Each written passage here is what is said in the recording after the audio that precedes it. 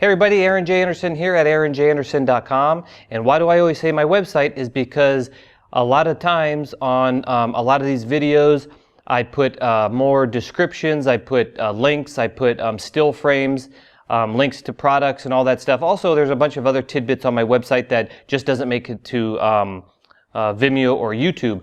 Also, really quick, in the link below, I have my Twitter, my Facebook. Go ahead and, what do you call all that? Like those and follow those. YouTube. Because when I'm doing like certain jobs and they're not really enough to make videos to put on Vimeo, I usually tweet some examples out of my CGI work or my motion graphics or whatever it is.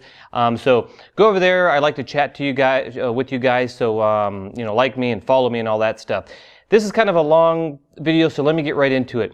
First, I want to talk about my last episode. Episode 2 was about how to get the best settings in camera to get the least amount of noise. Since then, people has been leaving some comments, and there was 2 settings that some people talked about, and that was the eye resolution. Now, when I did eye resolution test, I didn't see any difference, so I didn't include them in the part 2 test, but people were telling me about it, so I did some tests on it, and you're going to see it here in a second, and I'm going to stick with my original setting, and that is keeping it off because I don't see any difference in noise, and you're going to see that test right now, so check it out.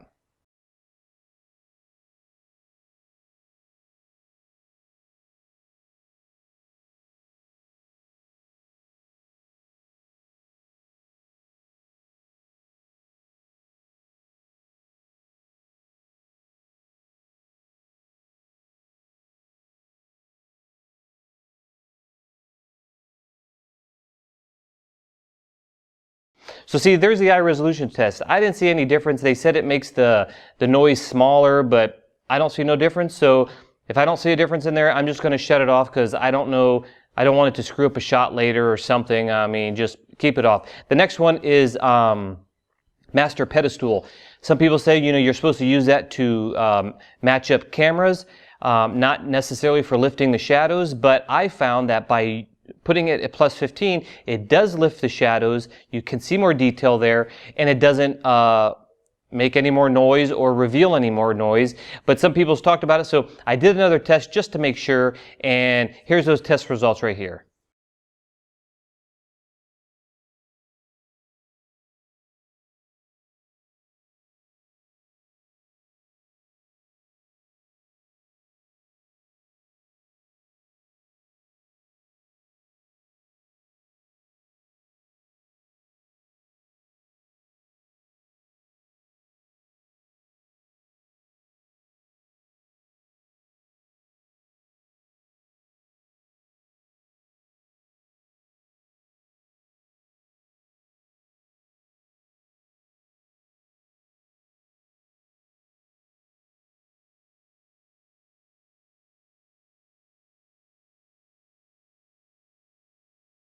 So as you can see, I don't see why I shouldn't keep it at 15. The only reason I might change that is when I start getting into the color grading with this camera. If there's something that's maybe messing up on there, skin tones or something, I don't know, maybe I'll change that. But so far, all the settings that I had on the previous video, I'm sticking with. And in the beginning of this video, you'll see a list of the settings that I'm now using. Those are what I'm now using. Those are the settings I'm probably going to always use unless I find something not quite right, and I'll change it. Next setting is noise reduction. I did this on the GH3, but I said, well, let me do it on the GH4. So I set up a scene, I zoomed it in, and you're going to see at -0, there's like no noise reduction, and you're going to see the noise. And at 0, there's actually a significant amount of noise that has been cleaned up. And the image isn't much blurrier, and that's why I chose to use 0. And then at plus 15, there's a lot of noise that has been reduced, but the image gets blurrier. And when you see the video zoom into the price tags, keep an eye at the letters for the resolution hits that you're going to get. Again, in Puerto Rico, there's clouds going by all the time. I think I might be blowing out now. Sorry about that. Nothing I can do to control that. And you're going to notice that the price tag gets a little blurry at +15. The noise is reduced quite a bit. And by adding the same amount of unsharpened mask to all the clips, it brings that back up to the same resolution as the others. But why don't I use it? Because I'm afraid if I shoot a scene and there's trees or something with fine detail in the back, that it just might blur and blob up the leaves and details like that. So keeping it at 0 for me seems to work great. It does reduce noise enough to use it at 0, and it doesn't blur the image up that much at all anyways. But the master pedestal and the noise reduction is the only things I may change, but probably not.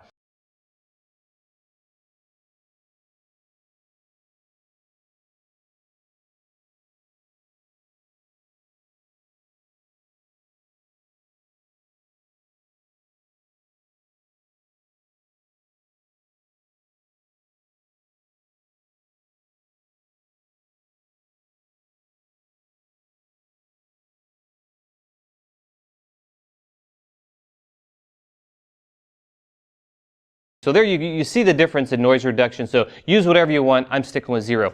Okay, now I'm going to show you post-production cleanup. I set up a scene last night, and I'm not going to explain it here because it's like 8 minutes of me showing you how I'm setting up and the light difference. If you want to go right straight to the tutorial, in the description below, I'll put the time mark where the tutorial starts. But I think you should watch it so you know what's going on, because I matched the room. Watch it and figure it out. But it's a Neat Video tutorial, and there's tons of them over the years. I've used Neat Video, so what's different about my Neat Video tutorial? Well, not too much, except that it's using the GH4, so maybe you haven't seen any tutorials using the GH4, and you're going to see at a low light situation on how the GH4 can handle low light situation and Neat Video. So that's kind of the twist on my Neat Video tutorial, is because of the camera. And also, something that they don't tell you in all those other videos that I've seen is the render. If you think you're going to get the GH4 and just buy Neat Video and everything's going to be all peachy, well, I shot some junk at my desk for 1 minute exactly on the camera, and I cut it down to exactly 1 minute or something like that. I think it was exactly 1 minute. And I just rendered it out, and it took 4 minutes and 36 seconds. Then I added Neat Video to it with no other processing, because I usually process my video a lot more than even that. But just with Neat Video added, I don't remember the seconds, but it was 46 minutes and 30 some seconds or something. So for 1 minute video, it took 4 minutes and 30 some seconds to render. With Neat Video alone, no other effects, 46 minutes. So if you have a 10-minute video, you times that 46 by 10, you're talking about a long render times. So I would only use Neat Video in those situations to save your footage. I wouldn't just go shoot stuff and use Neat Video, unless you've got, days to render, video out. But anyways, keep that in mind when you're using Neat Video. Let's go to me last night to check out how to, after that, then I will show you the tutorial. Okay, see you guys. Okay, everybody. Here we are doing a test. I don't know if this is going to be the intro video or just to show you guys how I denoise. I'm just going with this and seeing what happens. I've got my Macbeth chart here, got my resolution chart here. Over there I've got my GH3. Over there I have a wide shot, and I have it set up to what my eyes see in the room. It's at nighttime, so I might look like a mess. And I'm sweating, of course, because we're in Puerto Rico here. But what I'm doing I don't know what I'm going to cut in the test or whatever, but I have the lights set up in kind of like the worst case scenario situation, because we want to see what the GH4 can do in low light. So as you're looking over here, you're seeing how dark the room is. So think of it as if you doing a short film. I don't know which one to look in. Let's say you're doing a short film or interviews. I got paid to go in the jungles of Puerto Rico and to homes of families where they don't have a whole lot of light, and it's actually darker than this. But what I have this set up on is I'm looking at the meter. I'm trying to set this up as if that's from the GH3, this is what the scene looks like. I'm at 1600 ISO over here. I don't care about that GH3, just about this. I'm at 1600 ISO, and I'm almost a stop under, to give you the idea of if you came into a situation that was exactly lit like this, it's all the light you had, which, I mean, buy a floor lamp or a cheap LED light or something, but we're just doing this for test. 1600 ISO, I'm about, I can barely see it over there, but I'm about 2/3 of a stop under, if not one stop under, and I'm metering the whole scene, so whatever that's, telling me. And we're going to see how noisy this is and how to clean it up. In a minute here, I'm going to just go to ISO 3200, and I'm going to adjust the room lights to get me to a stop, about a stop under on the meter. Again, as if you walked into a dark room and you had to try to get perfect exposure, which would be 0 on the light meter, let's say, and you had to crank it up to 3200 to get there. I'm not going extreme, like if this was so dark and I had to boost it to 6400 and it's like 3 stops underexposed, because that's just really ridiculous. I mean, you really would need lights. I mean, you really should do your research and just bring light or something. So we're just going with a worst case scenario as reasonable. So we're at 1600 ISO. I don't know if I'm in focus, but I know this is in focus. So we'll keep an eye on that when I do the noise reduction. But let's start here, 1600 ISO. And I'm about a 2/3 of a stop, if not a stop under, as if we walked into this place and we had to crank it to 3200 to get perfect exposure. So let me look straight ahead and start the test. So that was a few seconds of pause. Like I said, I'm running with this test. I don't know how it's going to turn out. But now I'm going to get up and I'm going to change to 3200 ISO, and I'm going to bring the room lights, if I have to get perfect exposure on the meter. If that makes any sense, I don't know, but at least we can see the noise and all that stuff. So I'm going to pause here and I'll come back.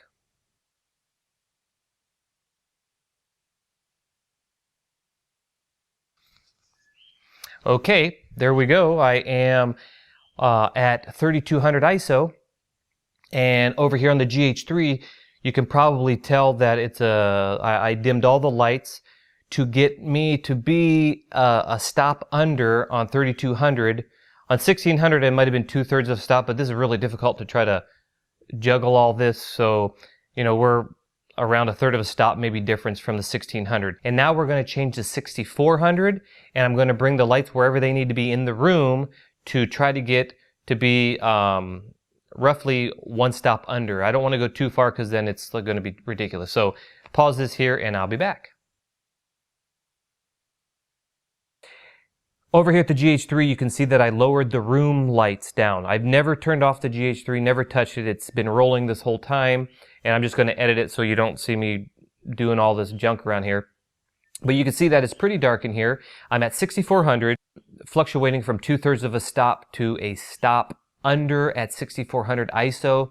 And this is fair. I mean, I don't know what the noise looks like because I can't see it, but it's lit good enough for a situation that we're in.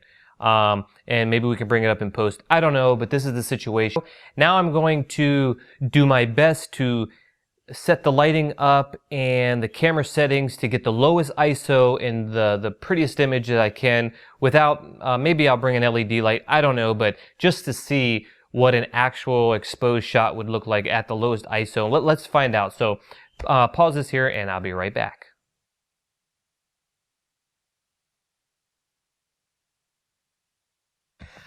Okay, so now I'm back, and the lighting is very harsh, of course.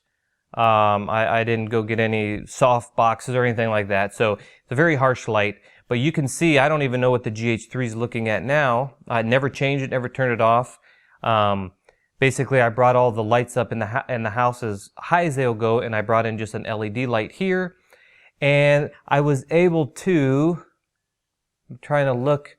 If I look at my skin tone here, should be perfectly exposed for skin tones.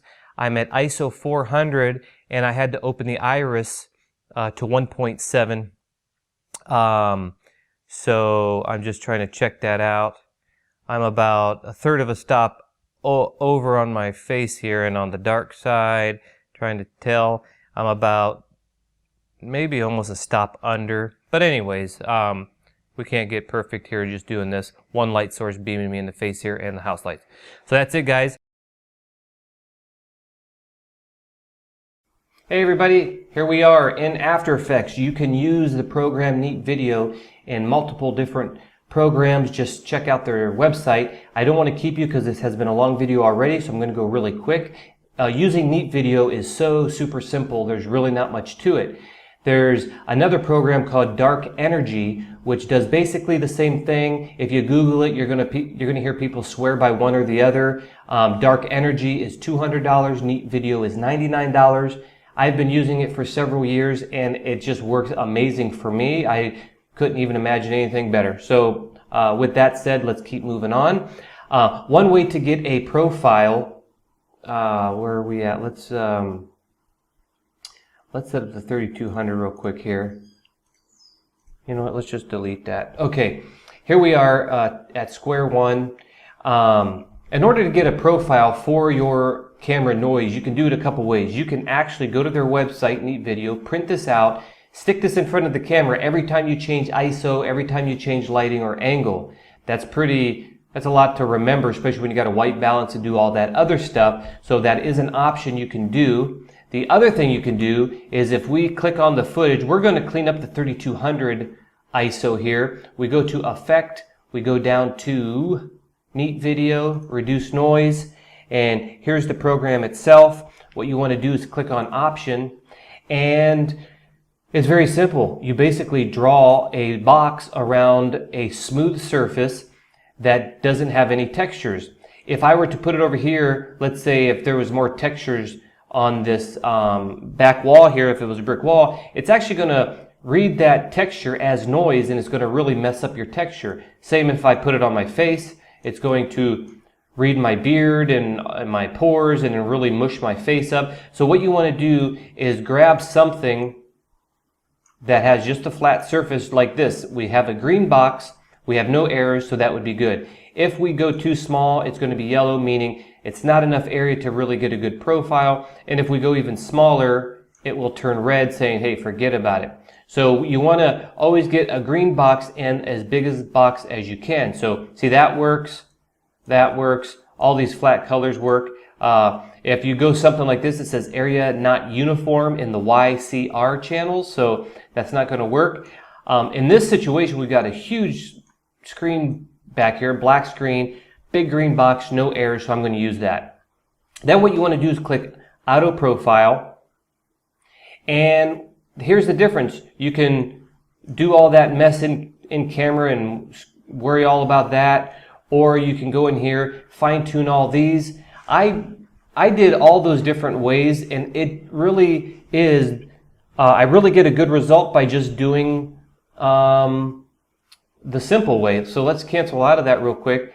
And the simple way is just make sure you find a good surface like I just told you, and just click Auto Profile, Auto Fine-Tune, and it does just as good as all those other settings for me. And then without tweaking, I did it, you can try it, but for me it works. So click Apply, and you're going to see it just applied it right here. Now, one thing you're going to do when you add this, it is going to blur the image. Now, I told you when I was doing this that I didn't have good focus on my face, and being in front of the camera and not behind it, it's really hard to tell focus. So this is going to be hard to judge, but basically you're always going to do the same thing. When you add reduced noise, what's going to happen is it's going to get blurry. So to fix blurriness, you click on Effect, Blur and Sharpen, Unsharpen Mask, and to make sure reduced noise is always at the top of your settings here. And we can maybe, depending on the blurriness, maybe go to 75. That should sharpen it up. Now, another thing that's going to happen is when you I don't notice any in this shot, but if if there's like a solid wall back here, kind of like this here, you're going to get banding because that reduced noise is going to mess up some stuff and you could get banding. So to bring out, to get rid of banding, you want to do a thing called dither. And the way the dither is, you can add noise. One way to do it is if you just go effect, where's it at? Noise and grain. You can add noise right here, and I'm going to just max it out. You can see the noise, but you can just bring it down to like 1.5 and just increase it till you don't see any more banding. What the noise does is actually just putting pixels all over the band marks and blending it in with the pixels next to it, so you get rid of banding. One thing I like to do is I like to actually down here is use film grain, and let's go with a T. We're going to turn this up. You can see all the film grain. Now this is actual film grain, and you just dial it in down here. I'll go over this in another tutorial, but since we're talking about banding and noise, this is a way to dither your footage to get rid of the banding. So that's it, guys. I don't want to keep you any longer. If you have any questions, and if I didn't already show the results of the 6400 ISO, 3216 ISO before this, it'll come after. So if you have any questions, leave some comments. Talk to you later. Aaron J. Anderson at aaronjanderson.com. Bye-bye.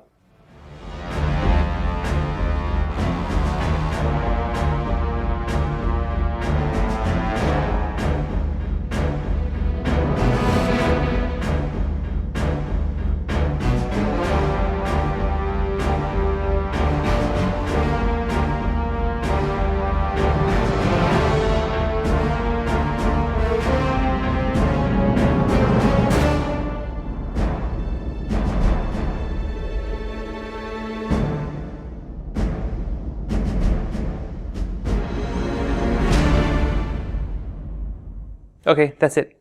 I gotta go give Macbeth her chart back. Bye-bye.